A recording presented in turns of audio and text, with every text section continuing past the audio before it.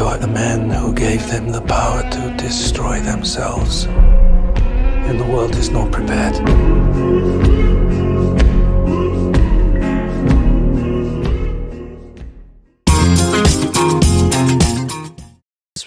Urban philosophy में आप सभी का तहे दिल से स्वागत है।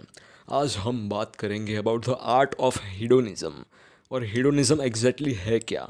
हीडोनिज्म यानी कि हिंदी में अगर उसका अनुवाद करें ट्रांसलेशन, तो सीधी सीधी भाषा में वो होता है अय्याशवाद या फिर अय्याशी। अब हीडोनिज्म एक ऐसा फिलोसॉफिकल अप्रोच है जिसमें एक इंसान सुख की अनुभूति को सबसे सर्वश्रेष्ठ अनुभूति मानता है, राइट? मतलब pleasure is the ultimate goal of any human pursuit. उसका एक हीडोनिस्ट आदमी का वो मानना होता है। जो व्यक्ति हीडोनिज्म फिलॉसफी फॉलो करता है, he believes that pleasure is the ultimate goal, और हर ह्यूमन प्लेजर की ओर ही भागता है, ठीक है? और पेन, सफरिंग, इन सबको टाटा बाय बाय बोलो। Avoid pen and suffering and always seek pleasure. सुख की अनुभूति करो। अब वो सुख कोई भी तरीके का हो सकता है, ठीक? और वो प्लेजर कोई भी तरीके का हो सकता है। उसमें कोई मॉरल लिमिट्स नहीं है, क्योंकि वो हीडोनिस्ट आदमी मानता है that life is too short for all this moral वॉरल, नैतिकता वैतिकता। वो आसपास देखता है कि कोई नैतिक वैतिक है नहीं, everybody is just faking it, morality is fake, it's a facade, ठीक है? तो क्यों हम खुद को रोके from the pursuit of pleasure, ठीक है? तो एक हीडोनिस्टिक आदमी कोई भी तरीके का प्लेजर ले सकता है, उसको जो पसंद आए, right? He will always try to fulfil his desires. अब कोई भी तरीके का मतलब उसको जो खाना है वो खाए, ठीक है? उसको जितना मर्जी चाहे सेक्स करना है वो करे, उसको जहाँ जाना है वो जाए, उसको जो गाना सुनना है वो सुने।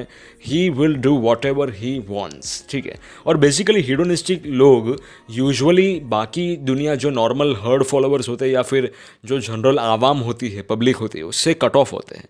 उनकी एक अलग दुनिया होती है, right? And hedonistic people can sometimes be extremely dangerous. वो हम बाद में बात करेंगे इन सम अनदर वीडियो। लेकिन हीडोनिस्टिक लोग आपको यूजुअली बाहर देखेंगे नहीं।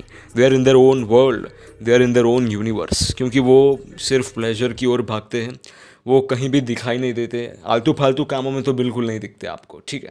That exactly is the pursuit of pleasure, that is hedonism. और हीडोनिज्म का एक दूसरा थोड़ा डॉसाइल, थोड़ा लेस एक्सट्रीम फॉर्म भी है, जिसे कहते हैं एपिक्यूरियनिज्म, ठीक है? वो एपिक्यूरियस करके एक फिलोसोफर थे, उनका जो मेन अप्रोच था उसमें ऐसा कॉन्शियस परस्यूट ऑफ प्लेजर नहीं है, उसमें पेन का अवॉइडेंस है। एपिक्यूरियनिज्म में पेन अवॉइड करते हैं। जो एपिक्यूरिस्ट लोग होते हैं वो लोग पेन और सफरिंग को अवॉइड करते हैं, ना कि ऐसा कॉन्शियसली प्लेजर की ओर भागते हैं, राइट?